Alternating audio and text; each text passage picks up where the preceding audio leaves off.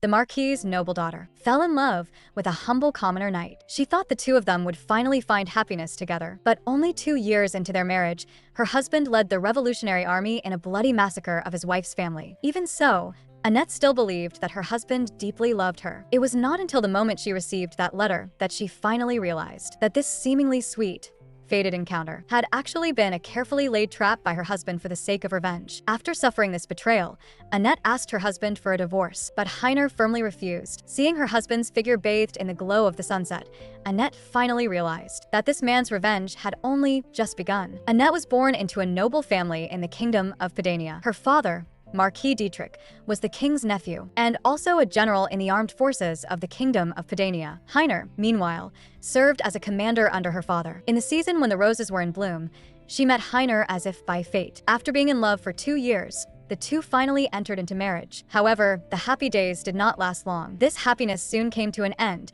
and the Kingdom of Pedania was overthrown by the Revolutionary Army. Her father was killed by the revolutionaries, and her mother took her own life in hatred. And the commander-in-chief of the Revolutionary Army was none other than Annette's husband, Heiner. Even so, Annette still believed in her husband, but Heiner seemed to have become a completely different person. Annette could never bring herself to believe that her husband had approached her intentionally from the very beginning. Swept along by the tide of the times, Annette fell from a noble lady to the daughter of a war criminal. Merely being alive was enough to provoke the anger of countless people. She did not understand politics, but she also knew that she could no longer remain uninvolved. Every day, she lived like a walking corpse. At such a desperate and powerless time, Annette desperately wished that her husband would stand by her side. Yet after receiving that letter, she finally learned the answer. Her husband had never loved her from the very beginning. It was only her own wishful thinking that had mistaken past coincidences for destined fate. Annette truly felt that the version of herself who had tried so hard to mend their relationship was unbelievably foolish. After hearing his wife say this, Heiner made no explanation at all and even let out a cold laugh. From beginning to end, he had always deeply hated Marquis Dietrich and the royal family, and of course, that included Annette as well. The truth was exactly as Annette had said. His approach to her had only been one part of his plan. 2 years earlier, a report claiming that the royal family had secretly trained spies had caused a huge uproar. Heiner was one of the spies trained by Marquis Dietrich, and he was the only one who survived after earning merit in service. Later, Marquis Dietrich kept him by his side, and it was then that Heiner first met Annette. He still remembered that day. Annette wore a long dress and jewels, her smile radiant. She said she had come to mourn the warriors who had sacrificed themselves for the country, but in truth her actions looked more like charity than mourning. Annette's heart gradually grew cold, so everything Heiner had done to her had been for revenge. She had not even known anything, and yet had thrown herself into loving him without hesitation. So Annette resolutely asked Heiner for a divorce, but he did not agree. Annette could not understand it. Now that the kingdom had already perished, and her parents were both dead, what meaning was there in keeping her behind? Everything she had now was only brought by the identity of being Heiner Waldemar's wife. Now that you have completed your revenge, why are you still unwilling to let me go? No sooner had the words left her mouth than Heiner stood up in furious rage. He gripped Annette's chin tightly and demanded harshly, "Do you still intend to leave this place and find happiness on your own? If not, then it's simple. Since you will never become happy again, stay by my side and spend your whole life enjoying misery." Seeing Heiner's figure wrapped in the evening glow, Annette realized that this man's revenge had only just begun. The next day, reports about Annette made the newspaper headlines. The public argued that they had no obligation to continue caring for the remnants of the Kingdom of Pedania. Feeling somewhat suffocated, Annette decided to go outside for a walk and get some air. On the way, she ran into Colonel Eugen, one of Heiner's subordinates. Just as the two were about to pass each other, Eugen suddenly spoke. "The commander-in-chief is going to discuss marriage with Annalie. She is an outstanding woman who fought alongside him and a contributor to victory, and she enjoys great public support. Don't you think, madam, that she is a much more suitable match by the commander's side?" Hearing this, Annette merely nodded in agreement. Everyone was waiting to see her downfall. Every day, the newspapers carried reports about purging the remnants of the old regime, and countless letters of accusation and threats were delivered to the estate. To Annette, being by Heiner's side was like hell. "So I already brought up divorce to him yesterday, but he did not agree. Perhaps he simply does not want to lose sight of my misery. If the colonel can help persuade Heiner, I would be grateful to you." As she said this, Annette felt as though her heart were being viciously twisted. Everyone hated her.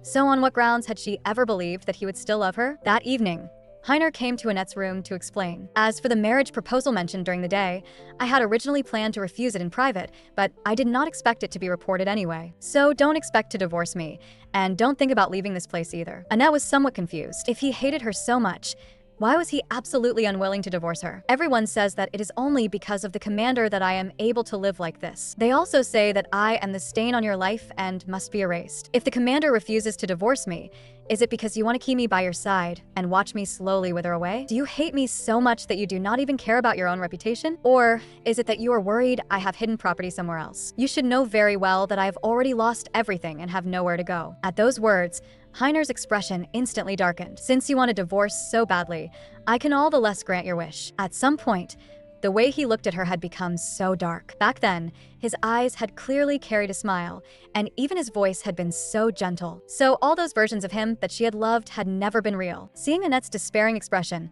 Heiner asked coldly, "Is it because you learned that I betrayed you that you have started to resent me?" "No, I do not hate you. I do not hate anyone. Even if everyone in the world resents me, I will not hate anyone because I have no right to. If everyone in the newspapers thinks that the remnants of the kingdom must be eliminated, then let it be done. I may not understand politics, but I do understand morality, and I also know why people wanted to overthrow the kingdom and establish a new regime. Even if I cannot say I truly understand it, I agree with them." Heiner found it hard to believe what his wife was saying. "In any case, whatever the outcome, I do not care. As long as you divorce me, even if I fall into complete ruin in the end, I do not want to end my life as your wife, because that is the only shred of self-respect I have left." Annette brought up divorce again and again, and Heiner seized her shoulders emotionally. "Just how easily have you lived, madam, that you can speak of divorce so lightly? From now on and forever, you will be my wife. Freedom, happiness, whatever it is, do not even think about them again. All you need to do is stay under my watch, endure every misery, and bear the burden of guilt." Before leaving, Heiner demanded that Annette accompany him to a banquet. When he heard Annette refuse, Heiner let out a helpless sigh. "If you dare continue to defy me like this, I may have you locked away in a mental hospital for the rest of your life. If you do not want that to happen, then do as I say." Thinking about it carefully, Heiner had always been this kind of person from the start, but Annette had deceived herself again and again. Relying on those moments when they had once loved each other, she kept brainwashing herself, telling herself that all of this was only temporary, that it was only because he had now lost everything that he temporarily no longer loved her. "Answer me quickly, madam." That icy gaze instantly dragged Annette back to reality, and she finally understood that this love, which had come from the beginning with an ulterior motive, was not love at all. Heiner's cold words were like shards of glass, piercing deeply into Annette's mind. As usual, she took her sleeping pills. Each time she swallowed one pill, she would put 2 others into the medicine box. Watching the medicine box grow heavier little by little, Annette would always feel a strange sense of reassurance. The next day, Annette woke up very early because of a headache. She explained her symptoms to the doctor, but as usual, he mechanically prescribed her a sleeping draft. He even said that migraines were just a common illness and there was no need to make a fuss. Annette frowned and continued describing her condition. However, the doctor impatiently packed up his medicine box. Even over the slightest little discomfort, Madam always reacts far too sensitively. "I am a doctor assigned to the official residence, not your personal physician." As soon as he said that, the maids all burst into laughter. Helpless, Annette thanked the doctor and bid him farewell. She knew that once he had said such things, no matter how much she pressed him, there would be no result. Soon, the day of the banquet arrived. Heiner and Annette entered the venue arm in arm. The moment they entered, the host of the banquet warmly stepped forward to greet Heiner, but he completely ignored Annette, who had arrived with him. She stood there like a vase at the side, without saying a word, because no one there greeted her at all. In the past, these people would certainly have scrambled to bow to her first. But no matter what, Heiner seemed utterly unconcerned with her situation, and yet he still wanted Annette to fulfill her duty as his wife and stubbornly brought her to this banquet. Now it seemed that his purpose could not be simpler. He merely wanted Annette, who rarely left the house, to understand her own misery even more clearly. After all, at a banquet like this, people's malice toward her would become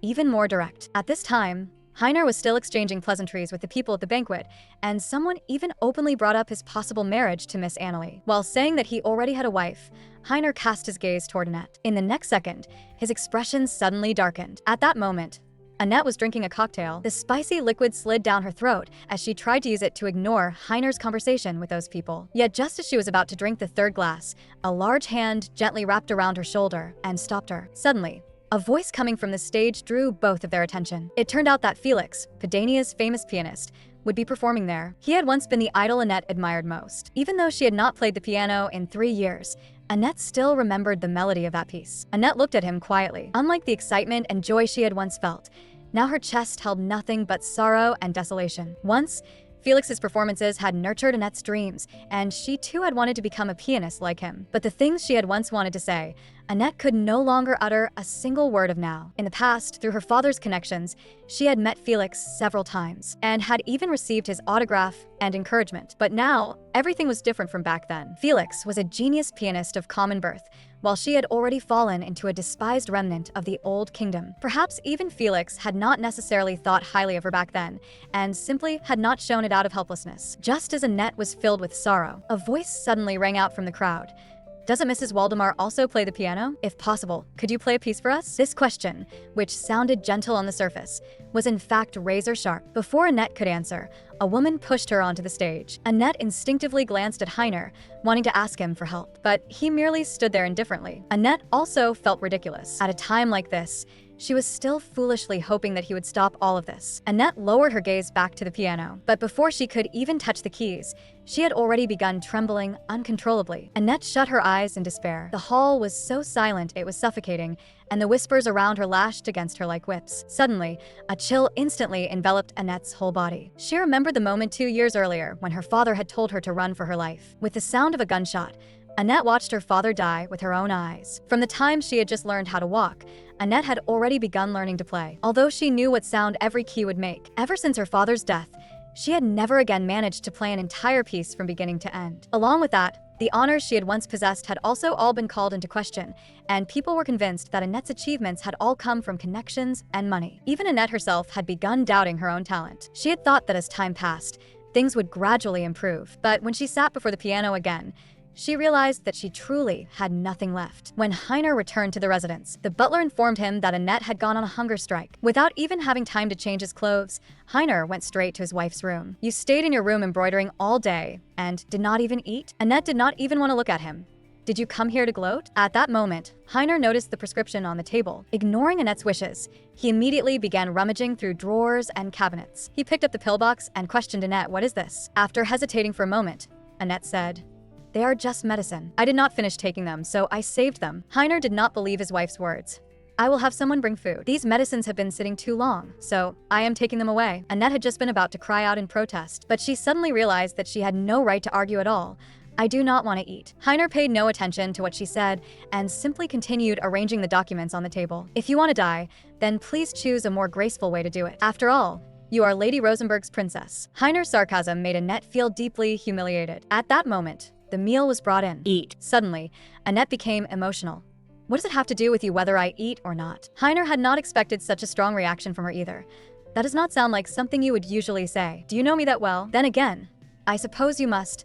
Otherwise, how could you have deceived me to this extent?" "But Heiner, things are different now. I am no longer your lover, nor am I Rosenberg's princess. Now I am nothing." Heiner looked at her expressionlessly. Annette was right. Her splendid background, in the present day, was nothing more than a scrap of waste paper, and the people who had once loved her were long dead. She was clearly nothing anymore, so why was she still as noble and beautiful as she had been the first time he met her? It even involuntarily reminded him of the inferiority and pain of his own childhood. "Eat now. Do not force me to do it myself." Under Heiner's urging, Annette reluctantly began to eat. Suddenly, his eyes fell on Annette's embroidery. The ugly pattern made him frown involuntarily. Once, Annette had given him several handkerchiefs embroidered by her own hand. Back then, her embroidery had been exquisite and beautiful, but now this piece could barely even be called anything more than a tangled mess of thread. Just then, Annette suddenly spoke.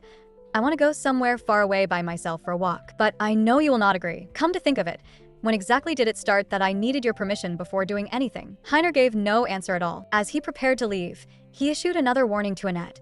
"If I find out that you did not eat, I will regard it as an eating disorder and send you to a mental hospital." With that, he slammed the door shut, leaving only Annette alone in the room, murmuring softly in disappointment. After Heiner returned to his room, he immediately called the doctor. After learning that his wife had been taking sleeping pills, he stared at the pillbox in silence. Hoarding sleeping pills was usually the act of someone seeking death, but in his eyes, Annette did not have that kind of courage at all. Then, he casually threw the pills into the trash. Perhaps she was only trying to attract attention in this way. She simply did not understand what real despair and misfortune were. She trembled in fear merely because of other people's gossip and something as trivial as never being able to play the piano again. She had never tasted beatings, torture, or hunger. Compared with Heiner's painful life, Annette was like a flower raised in pampered comfort. So he hoped that Annette would be as unhappy as he was. Since his life was so long and dark, Annette should be the same. When the day came that her faith completely collapsed, the only person still willing to remain by her side would be himself. The next day, Annette sat alone in the courtyard resting. At some point, her body had already become far weaker than before. She had once tried to use a child to mend the relationship between herself and Heiner. Although after each time, they never once lay in each other's arms until dawn. Although she was always left alone in a cold and empty room, she still fantasized that Heiner could return to the way he used to be. She did not understand why Heiner was doing this. Could it be only to make her keep clinging to such hollow hope and continue living? For a moment, Annette had the thought of simply dying like this. Suddenly, she heard someone calling her. The person who came was none other than Miss Annalie, who had not long ago discussed marriage with Heiner. "Do you have time right now? I would like to speak with you." After receiving Annette's consent, Annalie sat down. "In truth, I have only seen Madam in the newspapers, and I have always been curious about what kind of person you would be. How is life in the residence? I heard you hardly ever go out." Annette said that she only wanted to live quietly in peace. "As for you, I doubt you truly care about me either. If you have something to say, just say it." After hesitating for a while, Annalie finally spoke. "The truth is, I do not like you, madam. Whenever I think of what Marquis Dietrich did and everything you once enjoyed, I grind my teeth in hatred. At the same time, I also believe that you are not suited to remain by the commander's side." At this, Annette only smiled faintly. "On that matter, you would do better to speak with my husband." Who would have expected that at this moment, Annalie would suddenly drop her pleasant expression from before. "Madam, I am warning you. We can very well force the commander, through the council, to abandon this marriage." Annette did not back down in the slightest and looked directly into Annalie's eyes. "I know as well that you have been using me the whole time in the battle for public opinion. I do not understand why you want to pin all those baseless things onto me. But now, 3 years have already passed, and I will not hate you anymore. As for the marriage you just mentioned, you need not worry. It had already ended long ago." After lunch, a maid came to report that a gentleman wished to see Madame. Just as Annette was feeling puzzled, she heard a name she had not heard in a very long time: Ansgar. He was the second son of a count's family that had once been closely tied to the Rosenbergs. The two had been extremely close since childhood, and Ansgar had even once proposed to Annette. After being rejected by Annette, Ansgar had gone abroad to study. Now, his family too had fallen in the revolution, but fortunately, he had been overseas at the time and escaped that disaster. But public opinion in Pedania was constantly spreading anti-aristocratic sentiment, and Annette, with royal blood in her veins, had naturally become the most typical target. So no matter what Ansgar's purpose was, Annette felt that she could not be of any help. Ansgar said that he had previously sent several letters but had never received a reply,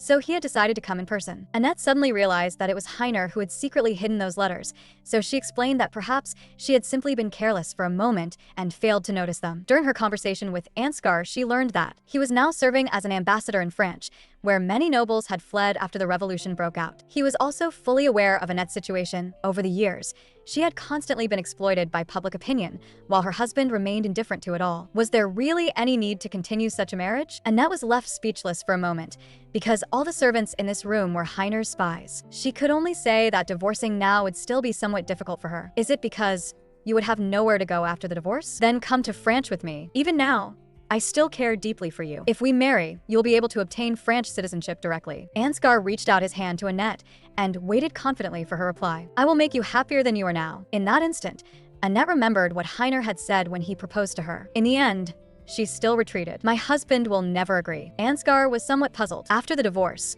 you and he will be strangers, whether he agrees or not.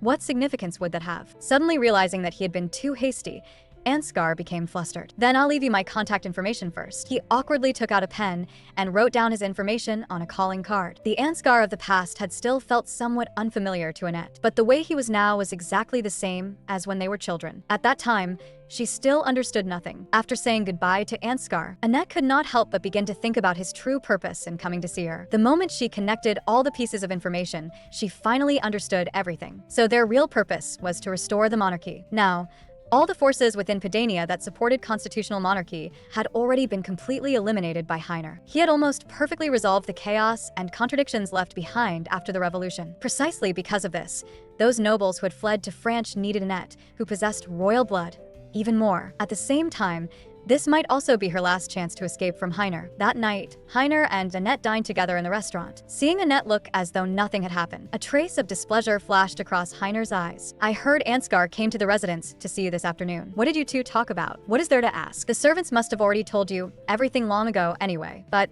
Heiner still insisted. "Even so, I want to hear it from your own mouth. What exactly do you, the person involved, think?" Annette sighed helplessly. "He asked me to divorce you and go to France with him. This was the first time I had seen Ansgar in 4 years. Then, how do I know whether the two of you have been secretly in contact behind my back, just like how you secretly investigated my past? Just because I exchanged contact information with Ansgar, do I have to be interrogated like this?" Annette only felt that Heiner's words were utterly unreasonable, but in the end, she still did not completely vent this humiliation. "In any case, I will not let you be with Ansgar, and it is absolutely impossible for you to leave this place." Heiner's firm and decisive reply made Annette begin to seriously think about the deeper meaning behind all this. Heiner's refusal to divorce her was perhaps simply his way of using the law to bind her, so as to keep those old nobles in check. Although Annette was happy about Ansgar's arrival, she likewise did not want to be used by them as a tool simply because she possessed royal blood. But if that was the case, why were all of Heiner's subordinates so eager for her to get a divorce? Even she herself had always hoped for it. Only the man before her had never once been willing to let her go. The next day,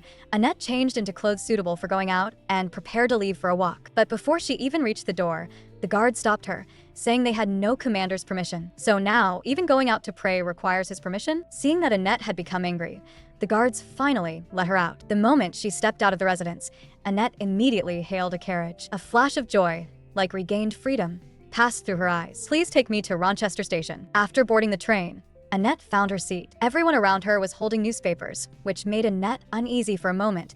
She worried that there might once again be reports about her in them. Across from Annette sat an elderly woman. For reasons unknown, ever since Annette boarded the train, the woman had been praying devoutly the whole time. In fact, Annette was also a devout believer, but by now she was already tired of praying for salvation and forgiveness, because no matter how she prayed, suffering and misfortune always clung to her side. Thinking of this, she let out a dejected sigh. Annette's visible unease attracted the elderly woman's attention. After learning that Annette wanted to go to the seaside to clear her mind, the woman asked in confusion why she was not going with her beloved. So Annette told her about the discord between herself and her husband, and that all she wanted now was a divorce. The elderly woman advised Annette to take it more lightly. In her time, divorce was a stain on a woman, but nowadays it was no longer so important. "I once understood that feeling too. Accepting the fact that you are disliked by others is even harder than one imagines. But there was nothing I could do about those people, so as long as you live with the ones who love you, that is enough." Annette nodded in agreement, but inside her heart, a trace of bitterness welled up. She had never asked to be loved by everyone. She had only hoped not to be hated. What was more, the people who loved her were already dead, and only those who hated her remained in this world. So what was she supposed to do? By the time Annette arrived at the seaside, it was already evening. She removed her veil and gazed at the sea before her, dyed red by the glow of the setting sun. Ever since she got married, she had never come to the seaside again. This long absent scenery made her unable to suppress her excitement. Just then, Annette noticed someone painting on the beach. The man explained that he was about to close up his stall, but before leaving, he could paint a portrait of Annette for free. Annette hesitated a little. She worried that if she removed her veil, someone might recognize her. Half jokingly, the stall owner said that if she was not confident about showing her face, it was fine to keep it on. In the end, Annette still took off her hat. Fortunately, the stall owner showed no reaction at all after seeing her. Halfway through the painting, the stall owner told Annette not to keep wearing such a dejected expression. Annette was amused into laughter by his comical and ridiculous expression. After the painting was finished, Annette was extremely satisfied. Her flowing golden hair and brilliant blue eyes looked almost lifelike. To show her gratitude, Annette bought several more paintings from the stall owner. And just as Annette was immersed in this happiness, she did not know that Heiner had followed her all the way there and had also come to the seaside. Annette carefully took off her shoes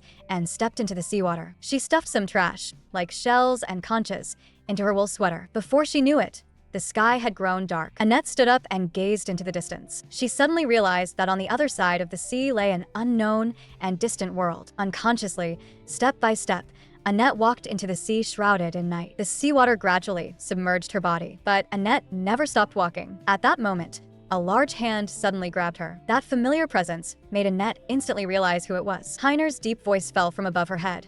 "Where exactly are you trying to go?" A few hours earlier, Heiner had rushed to the station based on a report from his subordinates. Completely different from the noisy crowd, Annette sat alone on a bench waiting for the train. For some reason, that scene felt especially unfamiliar to him. Judging from what Annette was wearing, it did not seem as though she were trying to escape, and Heiner could not help but feel curious about why she had suddenly gone out. Along the way, he had also overheard the conversation between Annette and the elderly woman. "Even if I died, my husband would not care." Heiner believed that Annette's words were not wrong. Even if Annette really died, it seemed it would not have much effect on him. By contrast, the elderly woman's words struck Heiner as laughable instead. Aside from him, Annette now had nothing left. Even if there was no love between them, they would still remain entangled with each other until the end. After that, Heiner followed Annette all the way to the seaside. The moment he saw Annette smile, his heart trembled for some reason. He could no longer clearly remember the last time he had seen this woman smile. As fragments of long-distant memories surged up, Heiner suddenly felt a wave of irritation. He wanted to take Annette back to the residence immediately. He did not want to see this woman look happy, nor would he allow her even a moment of freedom and respite. But for some reason, Annette's smile rendered Heiner incapable of doing anything. After pulling Annette out of the seawater, Heiner ordered her to put on her shoes immediately and take her luggage. At that moment, something sharp cut across the sole of Annette's foot, and Heiner let out a helpless sigh. Then he forcefully picked Annette up in his arms. Annette cried out in panic. What answered her was Heiner's extremely dark expression. Only then did Annette realize that her attempt to run away had truly angered Heiner. Afterward, the two of them went to a hotel. Even in public, Heiner still did not put Annette down. They rented a room, and Heiner placed Annette into the bathtub. Then he turned and left. The wound on her foot was deeper than Annette had imagined. By the time she came out of the bathroom, Heiner seemed to have prepared in advance and had already taken out the medicine kit. He gestured for Annette to sit on the bed. In Padania, noble women were not supposed to let others see their bare feet easily, so even though they were husband and wife, Annette still felt a wave of embarrassment. At that moment, Heiner suddenly spoke. "You went so far as to deceive your attendants to come here. Was it because something important happened? Or did you and Ansgar arrange to meet here?" Heiner's angry gaze made Annette flustered for a moment. She turned her head aside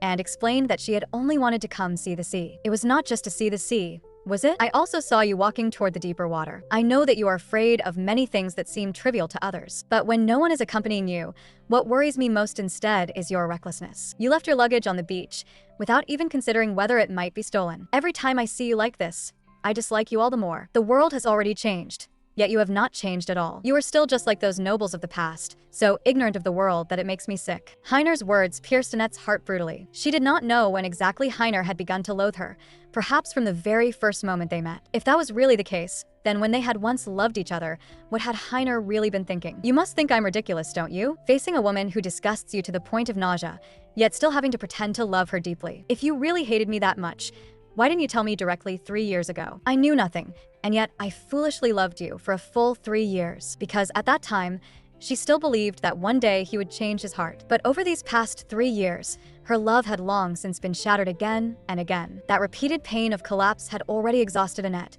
No matter how much she persisted, it no longer had any meaning." At that moment, Heiner broke the silence. "Do you still love me now?" Annette could not tell whether those words were sarcasm or mockery. "If I say yes, then that would be too pitiful. My feelings have never had any meaning anyway, and this will never happen again." When Annette came out of the bathroom after finishing her bath, she found that Heiner was still sitting in the room reading the newspaper and could not help asking, "Are you sleeping here tonight too?" Heiner raised his head and glanced at her indifferently. "What if I go to another room?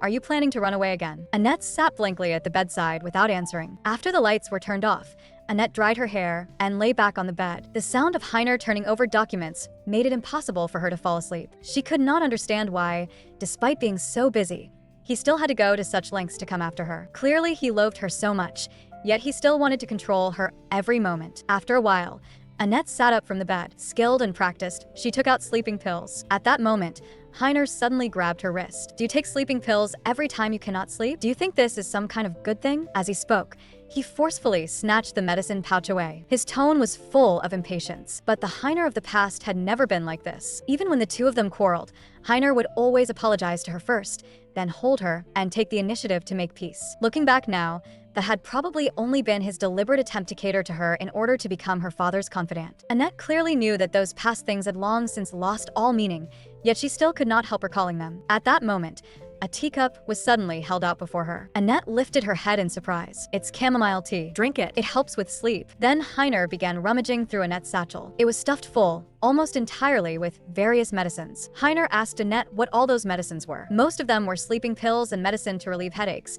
but the doctor said it was probably only because I was too sensitive. After hearing this, Heiner turned his head away disdainfully. It seemed that in his view it was the same. At that moment, Heiner found Ansgar's calling card at the bottom of the satchel. Seeing Heiner slip the card into his coat pocket, Annette hesitated before speaking.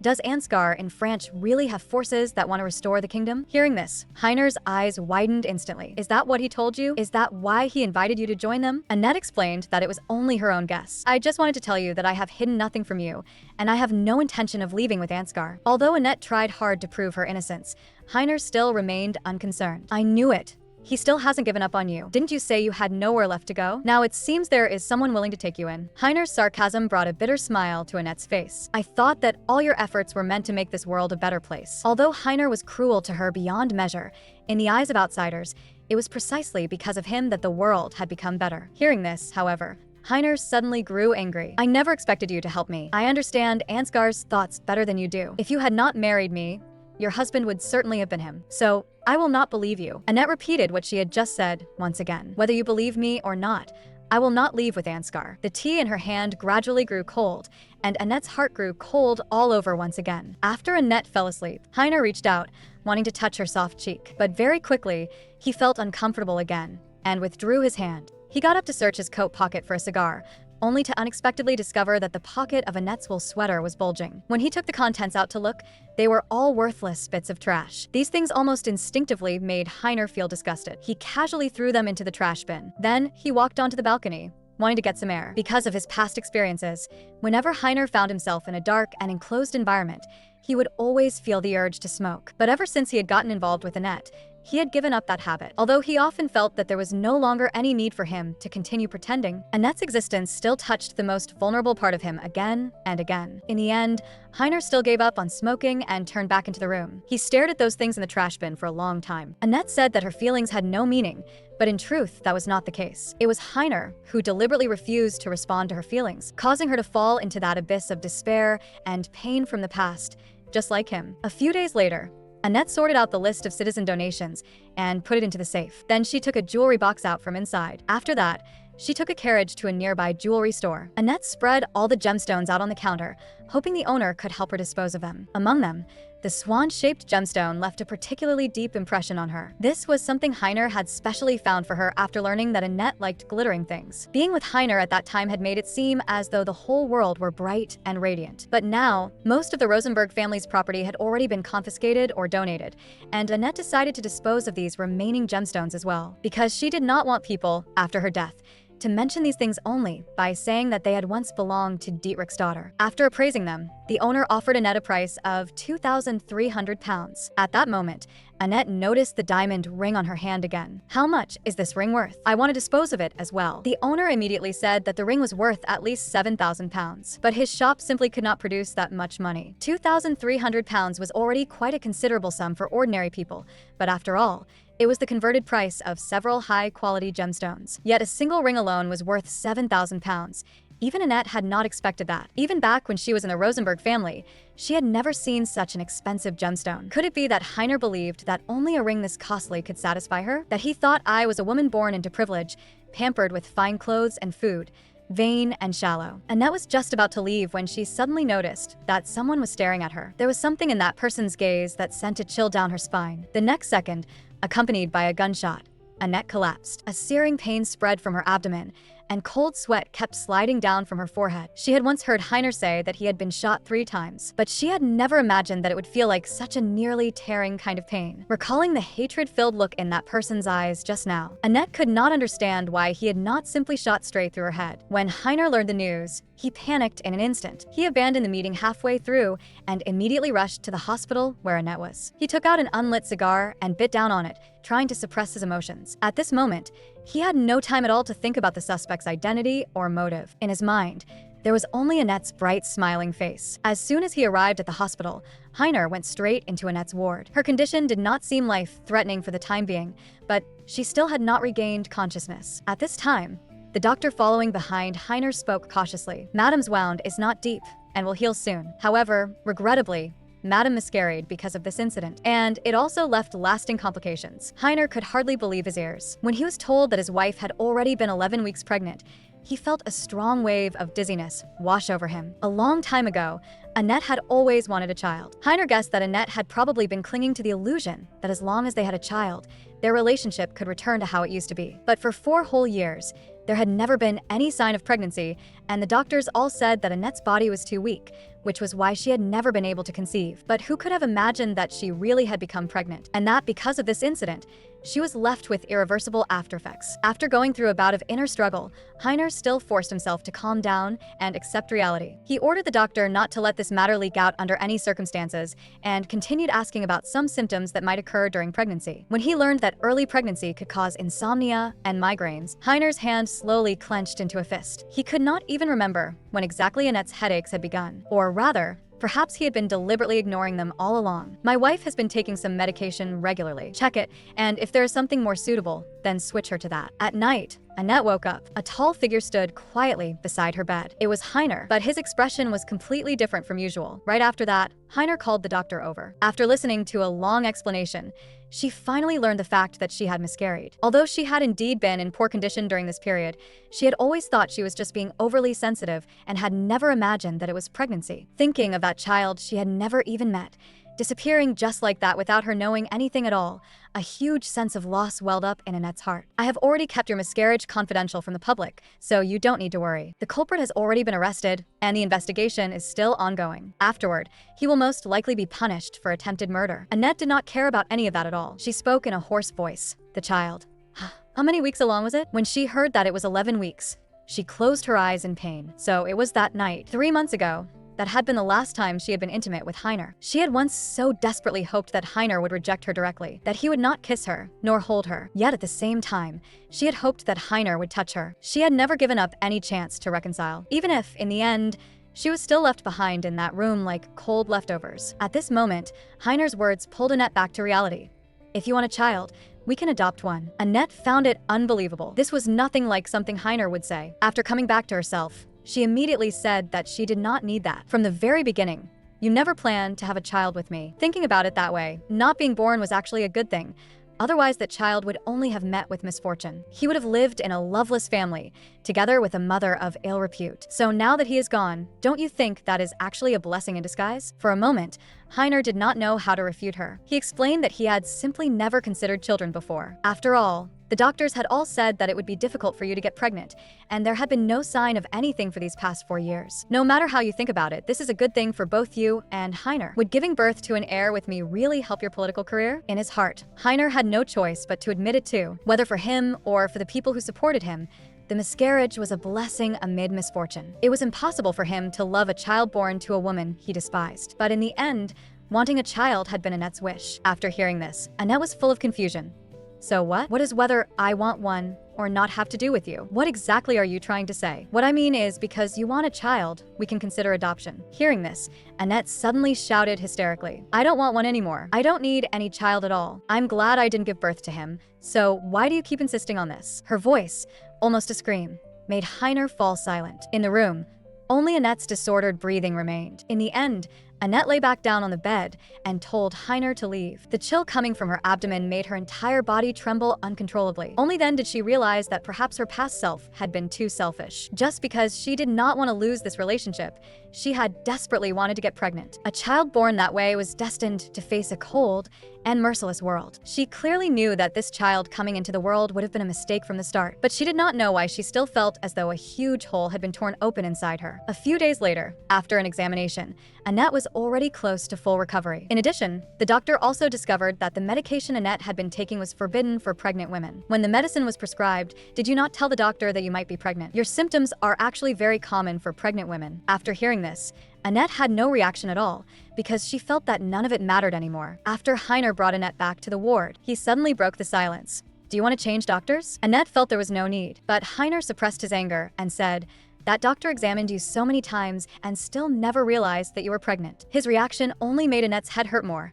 Why do you care about this? But if you want to change, then change. Anyway, everything was always done according to your wishes from the beginning. Heiner's attempt at comfort only made Annette let out a cold laugh. She no longer wanted to be disappointed again. Now, she only wanted to leave the hospital as soon as possible. Helplessly, Heiner turned around and went to handle the discharge procedures. Suddenly, his gaze fell on Annette's hand. "Where is your ring?" Only then did Annette raise her hand and glance at it, but she was already too tired to explain now. "I took it off because wearing it no longer has any meaning." Heiner said nothing, only turned and left the room. Outside the hospital, without anyone noticing, a crowd had already gathered. Although Heiner had warned them in advance not to leak the news, the newspapers still published the entire course of the incident in detail. Annette's numb gaze slowly swept across the crowd. Yet when her personal safety was threatened, he once again stepped forward. Before going out, Heiner told her not to answer any questions from the reporters. The moment the doors opened, countless flashes burst through the curtain of rain. A barrage of sharp questions came crashing down like a curse. Annette's hand became stiff with fear. At this moment,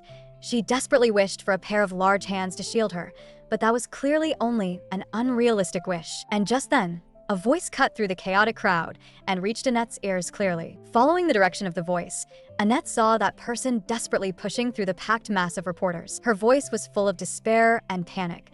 "There is something I must tell Mrs. Waldemar, no matter what," she shouted with all her strength, saying that she was the sister of the suspect, David Burkle. After learning the woman's identity, all that remained in Annette's heart was confusion. She did not know why the other party would appear here at such a time. The surrounding reporters instantly erupted at the news, all pointing their cameras and notebooks at that woman. But that woman's gaze remained fixed on Annette the entire time. "I don't want to be interviewed. I only want to speak with Madame alone." As soon as he realized something was wrong, Heiner immediately ordered his men to disperse the crowd, and he escorted Annette toward the car. "Madame, I'll wait for you to contact me." After leaving behind those final words, that woman was swallowed by the tide of reporters. On the way back to the residence, Annette's mind was filled with that woman's face. She always felt as if she had seen her somewhere before, but that memory was far too vague. She could not remember when exactly she had seen her, nor could she recall the other party's name, let alone know whether something had once happened that had made her forget her. Annette could not remember anything. She even began to suspect that there was something wrong with her memory. Just as Annette's thoughts were in turmoil,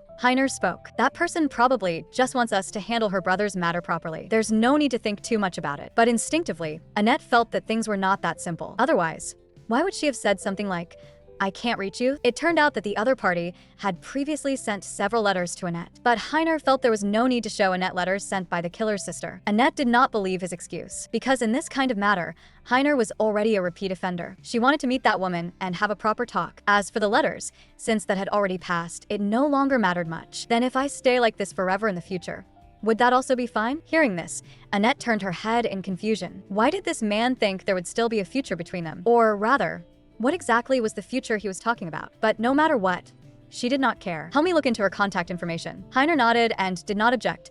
"I will arrange for people to protect you." A few days later, Annette received that woman's information. Her name was Katrin. She had only been married for 6 months, lived on West Road with her husband, and made a living selling fruit. But even knowing this, Annette still could not remember who she was. A person like that, logically speaking, could not possibly have any goodwill toward her. Annette hesitated over whether she should take the initiative to contact the other party. Just then, laughter coming from outside the window drew Annette's attention. It was Heiner and Annalie. Seeing Annalie carrying a heavy briefcase, Heiner took the initiative to help her with it. Annette watched the two of them calmly. She was not familiar with the emotion of jealousy. Heiner had once said that he had already rejected this marriage arrangement, and she had always thought that Heiner would not joke about such a matter. Thinking of this, Annette suddenly let out a self-mocking smile. Perhaps she had never known what Heiner was really like. When Annette looked out the window once again, Heiner just happened to turn his head and look toward her. But very quickly, he withdrew his gaze again and continued walking side by side with Annalie along the avenue. The breeze carried Annalie's laughter and drifted softly into Annette's room. When Heiner turned back again,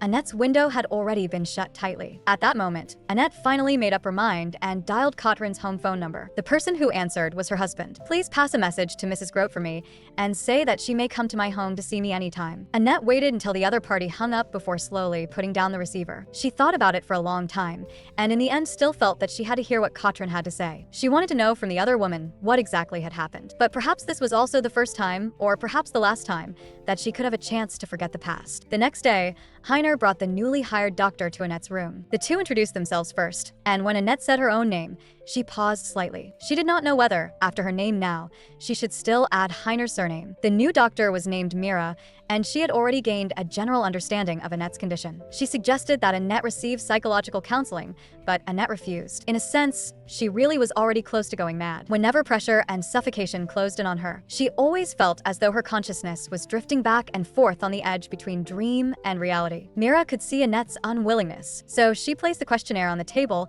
and then left the room. Heiner questioned Annette about why she was unwilling to accept psychological counseling. He had originally thought that Annette simply refused to believe in such things because of old aristocratic ideas. Even if there really was a problem, it could still be treated early. After hearing this, however, Annette suddenly laughed. "Have you forgotten that you once said you wanted to send me to a mental hospital? That was only because you kept resisting." At this, Annette cut him off directly. "In your eyes, is my asking for a divorce considered resistance? Please stop treating me like a servant. I have never thought that way. On the contrary, aren't you the one who has always seen me that way?" Annette's face was full of confusion. "When have I ever done such a thing?" In response, Heiner only wiped his face wearily and refused to continue speaking. Their conversations always ended this inexplicably. Conversation was supposed to be an attempt to repair their relationship, but Heiner's attitude made it impossible for Annette to see any future at all. A few days later, Katrin came to the residence. The moment she saw Annette, she immediately stood up. The two of them each gave a slight bow. Then the air fell into a brief silence. After sitting down, Katrin first asked how Annette's recovery was going. "It's much better already." The moment she finished speaking, Annette noticed Katrin's slightly swollen belly. When she heard that the pregnancy was already 5 months along, Annette was so agitated that even both her hands were trembling. "Because of your brother, I lost my child. While your child can be born amid everyone's blessings. But my child did not even receive a single blessing. No one even knew he had ever existed." Annette wanted very much to say all these thoughts aloud, but she also understood that even if she did, it would probably have no meaning at all. At this moment, Katrin suddenly smiled. "Madam is not quite as I imagined. I had originally thought you would be more arrogant and more self-righteous. After all, you are the only daughter of Marquis Dietrich." As for Katrin's family, there were 3 siblings. After her elder brother graduated, he entered a trading company to work. Every day, he worked desperately hard, currying favor with his superiors, wanting to climb step by step to a higher position. But later, the branch chief, who was an aristocrat, took away her brother's achievements. Not only that, he then promoted his own son as well. So her brother joined the Revolutionary Army, although that name sounded grand and righteous. But most people, like her brother, were merely insignificant ordinary people. They stepped forward not for some great ideal. The moment she heard the words Revolutionary Army, Annette felt her breathing tighten. She did not want to listen, yet she had no choice but to. 5 years ago, it was exactly the time of the large-scale purge of the Revolutionary Army. Many people were taken away, and Katrin's brother was one of them. The aristocrat said that her brother was an imperial spy who had caused the civil unrest in Padania, and the person responsible for interrogating him was none other than Marquis Dietrich. Rather than an interrogation, it would be more accurate to call it torture. Her brother was soon sentenced to death. Afterward, the Marquis hurried off elsewhere, and that day happened to be Madame's piano recital. At that very moment, Annette finally remembered where she had seen Katrin before. Her face turned pale as she covered her mouth. That day, Annette had just finished an enormously successful solo recital. Under the dazzling lights, she held a huge bouquet of flowers and basked in everyone's praise. At that time, her mother said they should take a photo as a keepsake, but her father stood to one side, speaking with his subordinates in a low voice. Annette vaguely heard words like "get rid of him." After the family finished taking the photo, Annette asked her father what exactly had happened. The other party merely said vaguely that some fool had refused to accept the verdict and caused a disturbance. After hearing that, Annette nodded. In her eyes, criminals were always like that, stubbornly refusing to confess no matter what. After the performance, Annette went to the window to get some air. Just then, a voice drew her attention. At the mansion gate, 2 guards were dragging a woman away. That person clung desperately to the railing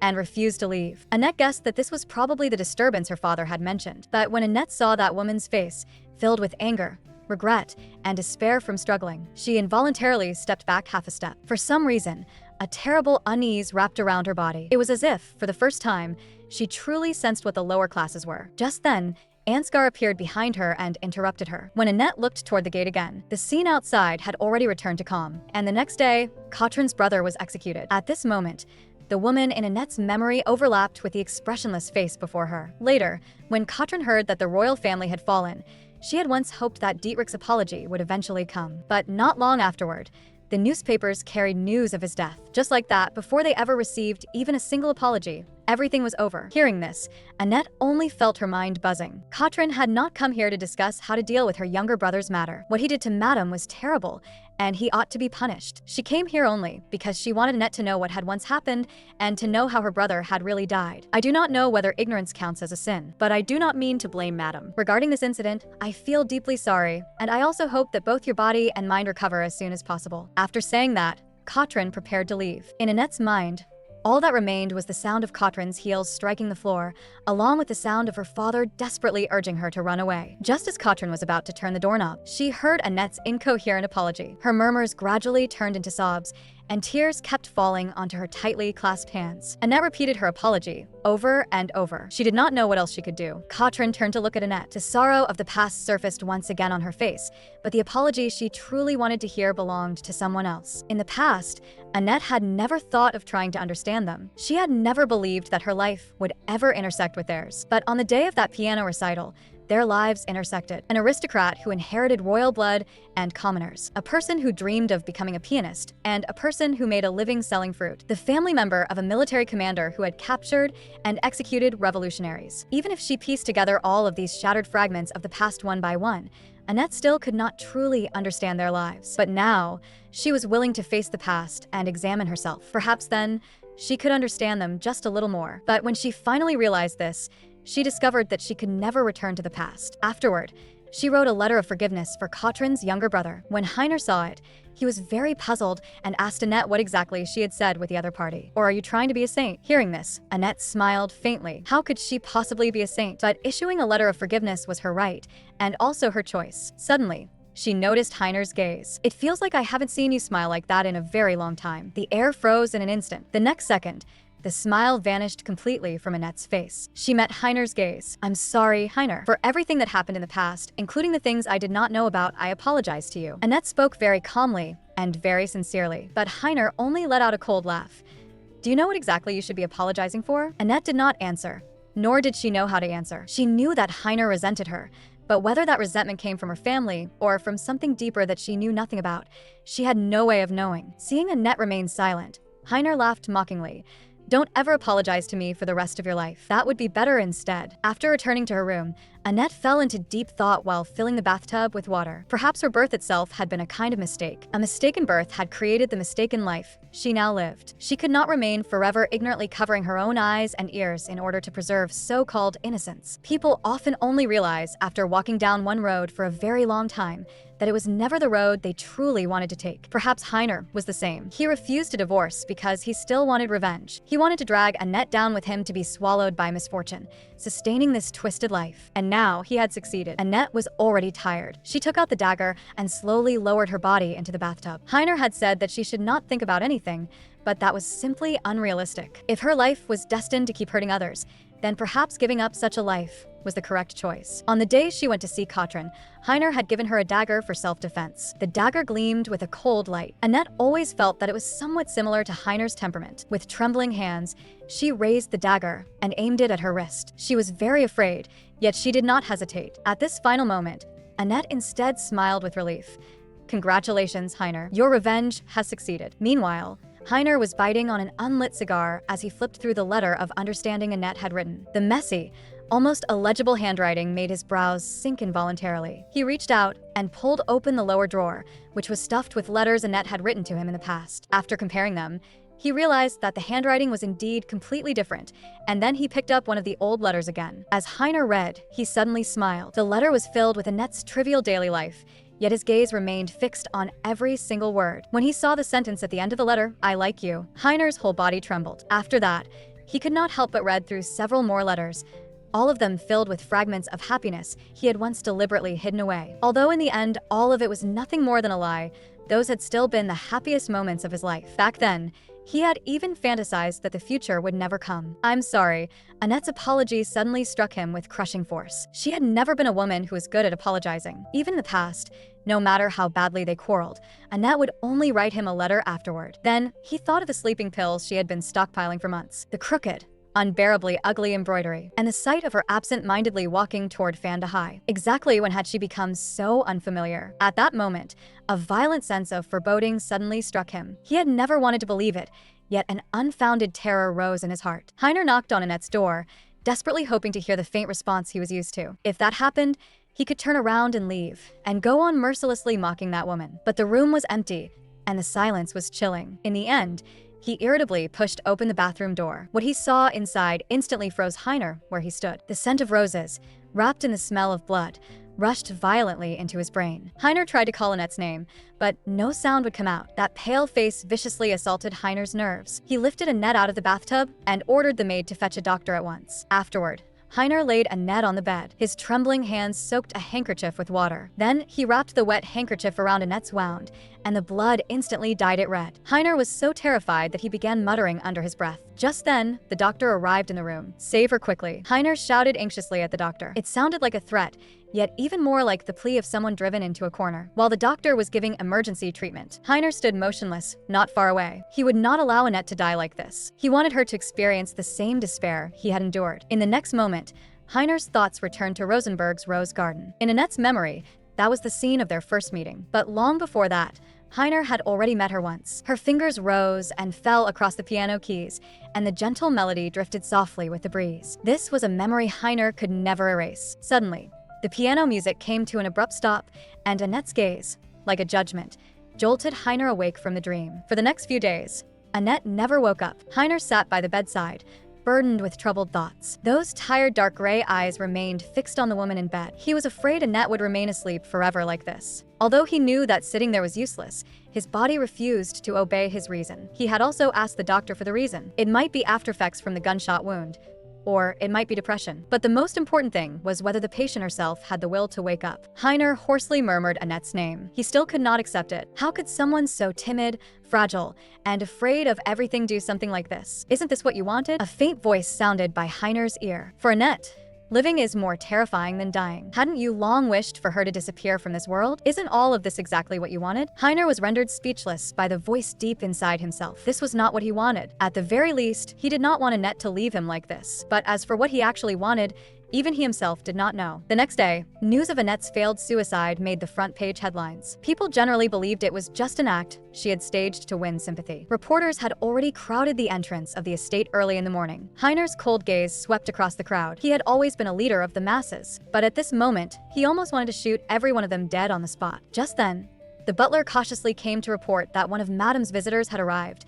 and that if he could not see Madame, he insisted on seeing the commander. When he heard that it was Ansgar, Heiner immediately felt a headache coming on. This was the last person he wanted to see right now. But when he thought of Annette, he still decided to hear what the other man had to say. The moment they met, Ansgar furiously grabbed Heiner by the collar. "Now that you've driven Annette to this point, are you satisfied? Is trampling on nobles really that entertaining to you?" Heiner easily shoved Ansgar away, then straightened his collar. "You want to take Annette to France? Do you think I would hand her over to a place where monarchist restoration forces still exist?" Heiner knew very well why those people wanted Annette. Because among the surviving nobles, she was the highest-ranking heir of royal blood, and she was still young, capable of continuing the royal line. But they did not know that Annette had already lost her ability to bear children. In other words, she no longer had the value the restorationists wanted. "There is no way I will hand Annette over to you." Ansgar could hardly believe it. "Just how much more misery do you want Annette to suffer?" Heiner could not answer because even he himself did not know the answer. "I will help Annette file for divorce. You drove your wife to attempt suicide. That charge alone is already enough. Once the divorce is granted and she goes to France,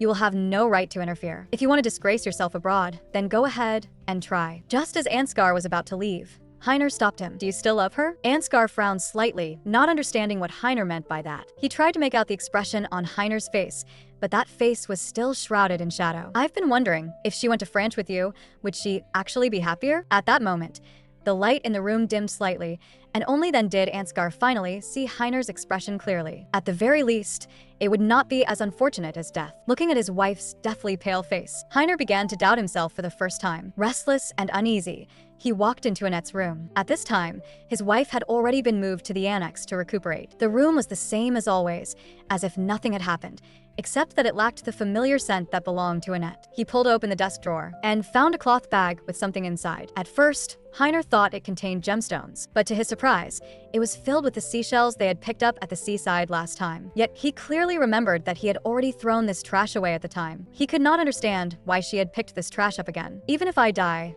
My husband will not have any reaction at all." Annette's words, and the sight of her back as she walked toward the sea, filled Heiner with intense unease. He abruptly stood up and began searching through Annette's room. There was a safe in the wardrobe. Inside were Annette's jewelry box and the donation accounts of the Padania Citizens Association. The documents had been sorted neatly by Annette, but by all rights, she had already been removed from it after the revolution. Whether it was these seashells or these documents, Heiner could not understand why Annette had done such meaningless things until he opened the jewelry box, and what was inside made him forget how to breathe for an instant. It was his and Annette's wedding rings. Heiner trembled as he picked up the ring. At that moment, he finally understood that everything Annette had done had been preparation for her own death. Heiner stared blankly at Annette on the bed. No matter how deep the hatred in his heart was, he had never once taken off this wedding ring. Heiner wanted to put the ring back on Annette, but when he thought of Annette saying that there was no point in wearing it any longer, he finally gave up. Heiner looked at Annette's face, and the past surged over him like a tide. "You are still as innocent as before. Even if you choose death, it cannot wash away your sins. There is still too much unresolved between us. I should go on hating you and go on taking revenge on you." He clearly wanted to say that,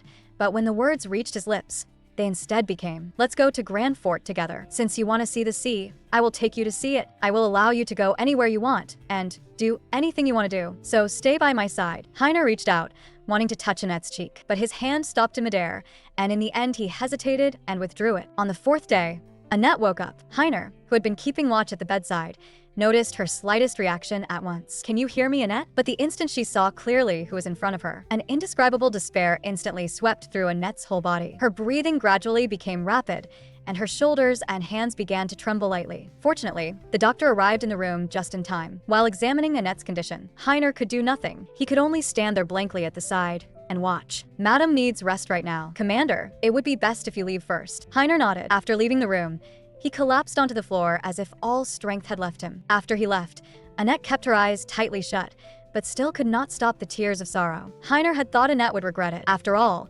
she was not used to suffering and had always hated pain. But from her eyes, Heiner saw her despair at having survived. Heiner wanted to have a proper talk with Annette, but what could he even say? To continue as before, pushing Annette step by step into the abyss? In the room, Annette was full of confusion. Why was she still alive? Was it because she had always been pampered, so that she could not even bring herself to truly harm herself? It would have been enough to just leave her alone, so why save her? These questions lingered in Annette's mind and would not go away. She wanted to be alone for a while, so she hoped the nurse could leave first. The nurse looked troubled, because that was not something she could decide. Just as the nurse was about to go out and explain the situation, the noise inside the room had already caught Heiner's attention. What happened? The moment she heard that familiar, deep voice, Annette immediately felt a headache coming on. After hesitating for a moment, Heiner still sat down by Annette's bed. "Your condition is still unstable. If I leave you alone, I do not know what might happen." Annette asked in return, "Was it you who saved me?" Hearing Heiner admit it, Annette was full of confusion. "Why did you save me? I already went, as you wished,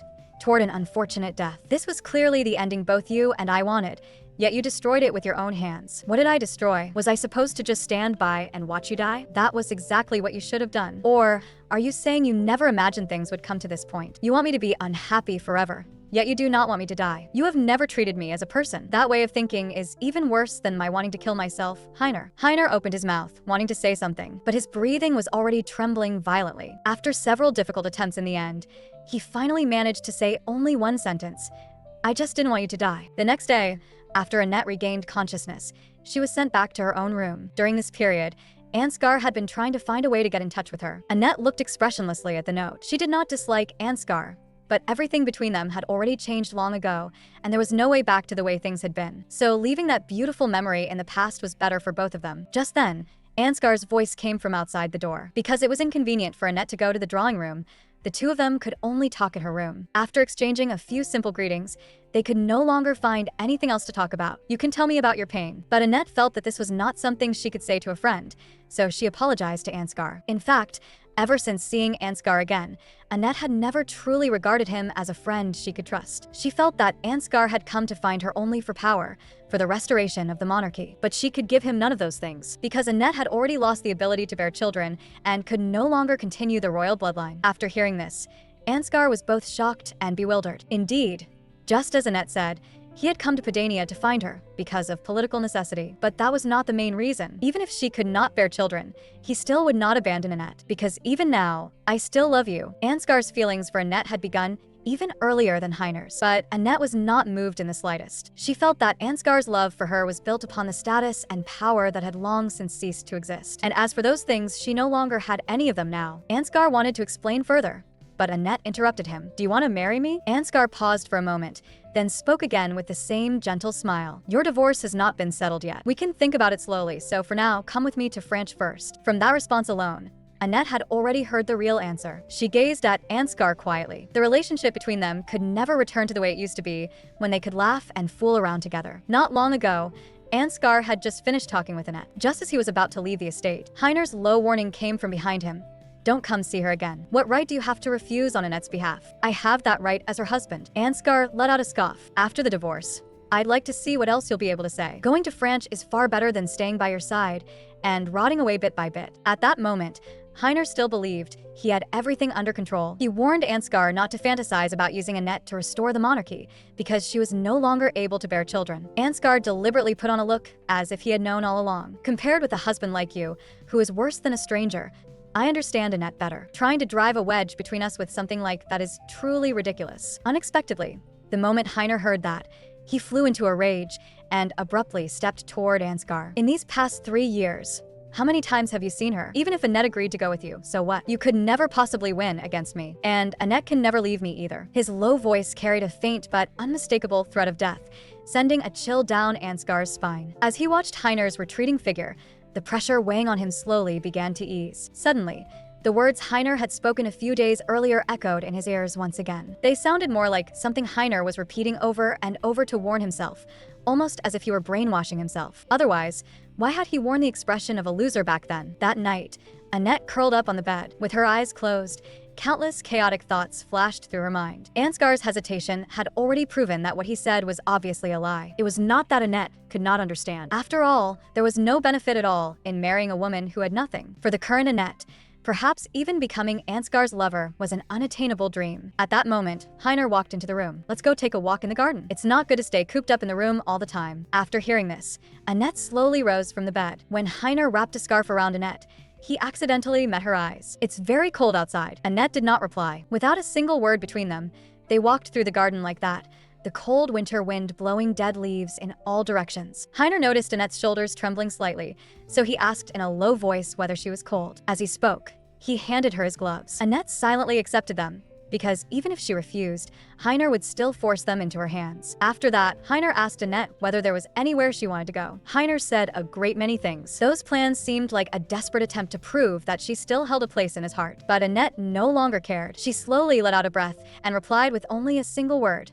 "Okay." Hearing that, a spark finally lit up in Heiner's eyes. But just when he thought he could finally feel even a little relieved, the next day, he discovered a comb sharpened to an extreme edge. Because of this, he specifically invited a psychologist. Every day, Heiner would go into the room and talk to Annette. Although she spoke less and less, she still gave some responses most of the time. Moreover, she no longer brought up divorce, nor did she complain anymore. But Heiner felt every second that danger was drawing closer. He often woke from his sleep drenched in cold sweat. It was like walking across a shallow lake covered in ice. Only after personally confirming Annette's condition could he barely breathe a sigh of relief. Before he knew it, it was already the end of the year, and Heiner bought a purple gemstone brooch at a luxury store. This was the first year-end gift he had prepared for Annette in 3 years. On the way home, snow began to fall from the sky. Annette liked snow very much.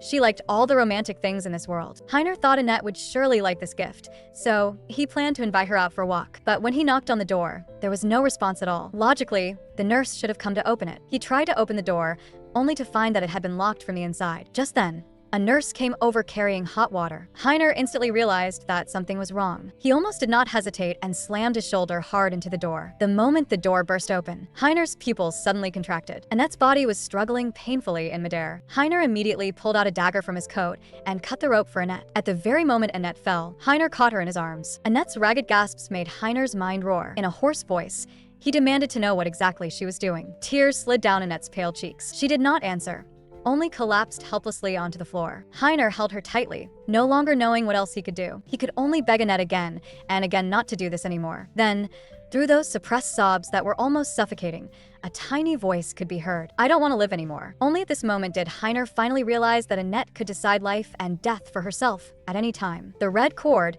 she had used to hang herself was the very same one that had once been used to bind letters together. At the thought that Annette might leave him forever, a dangerous thought unexpectedly arose in Heiner's heart. Wouldn't it be better to imprison Annette? That way, he could watch her from every possible angle. But such a method could at most imprison only her body and would only leave her even more broken. Heiner felt that he had probably already gone mad. He softly called Annette's name. "What am I supposed to do? Divorce you? If you want to go to France with Ansgar, then go. Whatever you want to do, I'll agree to it. I only beg you not to kill yourself again. Promise me that as long as we divorce, you will keep living, all right?" Heiner was so desperate that even his dignity was nearly gone, but none of that mattered to him anymore. At last, he saw Annette nod through tears and agree. The next day, Annette went to handle the divorce procedures, and the lawyer explained all kinds of property disputes to her. But Annette seemed as if she had heard nothing at all. After signing her name on the agreement, the lawyer stopped her. "Your ex-husband said that if you are willing, you may continue staying at the estate." Annette shook her head expressionlessly. She wanted to leave immediately. Heiner was standing right at the main gate. "Won't you stay a few more days?" Annette did not answer. Then, Heiner placed something into her hand. It was Ansgar's card, along with a brooch. "Do whatever you want, but remember to keep your promise and stay alive. I hope you can have a warm year's end. Annette Rosenberg." Annette looked at Heiner and only briefly replied, "Okay." After leaving the estate, Annette walked farther and farther away, not even knowing where she should go. To be honest, Annette did not want to keep the promise she had made with Heiner. Before the divorce, she had already stopped caring about what Heiner thought. Now that they were divorced, they were no different from strangers. And no matter what, the days ahead would only be harder to endure than death. Annette looked at the brooch Heiner had given her, and a hollow sense of loss welled up in her heart. Just as she did not know what to do, a figure suddenly stepped in front of her. Heiner had been standing by the window the whole time, watching Annette leave. He still could not understand where exactly things had started to go wrong. At the very beginning, it was because of his love for Annette that Heiner chose to become the Marquis's blade. In order to get closer to Annette, he resorted to every means to climb to a higher position. But Annette was destined never to notice someone like him. Filthy, lowly, and with hands stained full of blood. Heiner placed all the blame on Annette, because Annette's seemingly happy life had originally been bought with their blood and sacrifice. Filthy and self-loathing emotions surged into Heiner's chest in an instant. Annette was the sole source of all the struggle in his heart, so why should she be allowed to know nothing? In her life, the hardest thing had been nothing more than practicing the piano well, while he could only struggle and roll about in the mire, giving his head and spilling his blood for her life. At that moment, the sound of a piano seemed to drift from afar, and Heiner curled up in the corner, sobbing soundlessly on his own.